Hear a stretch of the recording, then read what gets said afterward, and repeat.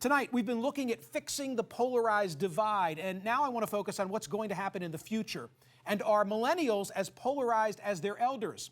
One person who has spoken about the need for more purple states is Evan Bayh, the former Democratic senator from the great state of Indiana. When he retired from the Senate, he said this: Congress is not operating as it should. There is too much partisanship and not enough progress, too much narrow ideology, and not enough practical problem solving. I could have written that.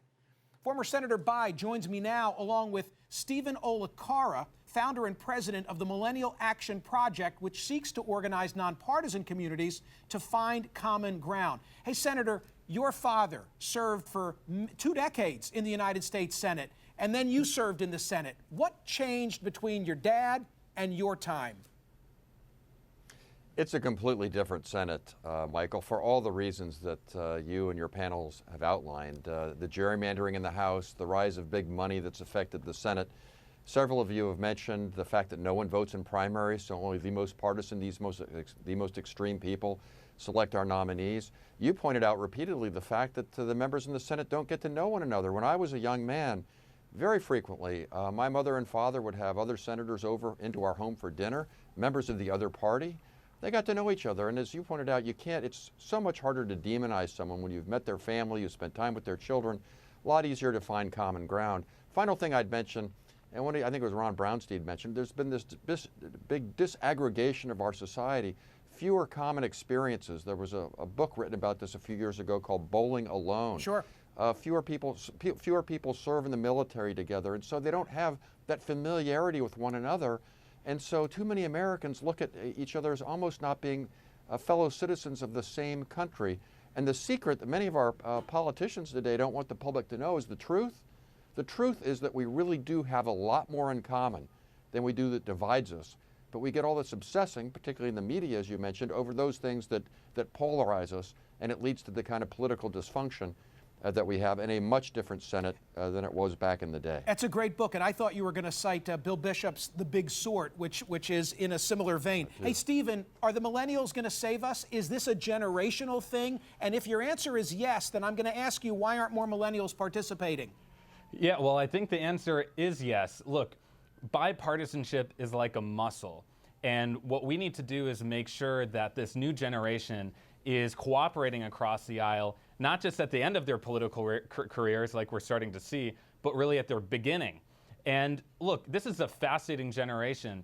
A plurality of us actually identify as independents, and neither political party is ready for the rise of political independence. You know, with the Millennial Action Project, we're activating these millennials who are in public office at the congressional, state, and local levels. And the goal here is to seize those bipartisan opportunities on student loans and college affordability, on the sharing economy, on entrepreneurship.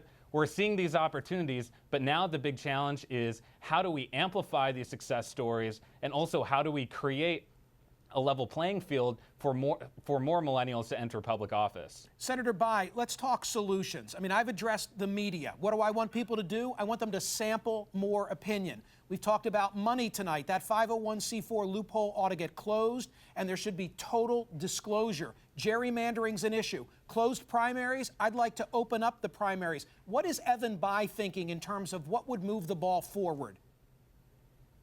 I agree with all the things you just mentioned, Michael, but at the end of the day, those sort of structural reforms will help.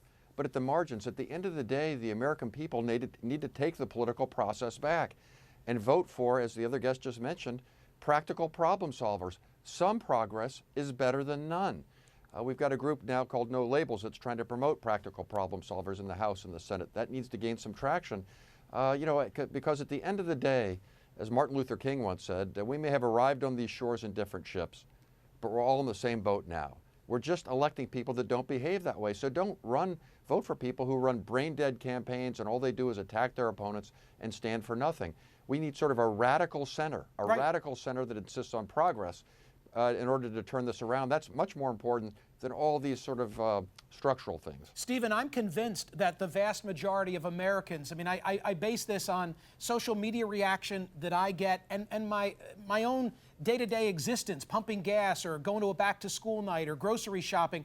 I don't meet ideologues. The only people that I meet who see the world entirely through liberal or conservative lenses are on TV or radio. Because the people that I meet, they're liberal on some things, they're conservative on some things, and there's a heck of a lot they just haven't sorted out. The problem is that passion rests at the polar extremes, and until there's this awakening, like the senator was explaining, among centrists, then this is going to continue. Yeah, I completely agree. Look, I'm from Wisconsin, which is, I think, one of the more polarized states right now. We seem to swing between left and right. But when I'm back home, I'm not seeing partisans. I'm seeing people who have a variety of issues. And I think disproportionately, millennials right now just do not fit into either partisan box. So we need to find ways that we can engage this new generation. I think Michael, first of all, thank you for having this series on fixing the divide. All of the different aspects you've mentioned, money, media, gerrymandering, all important. The fourth thing I would add is investing in this next generation of leadership. It's so important. They're the future leaders of this country, and we're starting to see some change, but there's a whole lot more we have to do to shine a spotlight on, network, and empower these new leaders.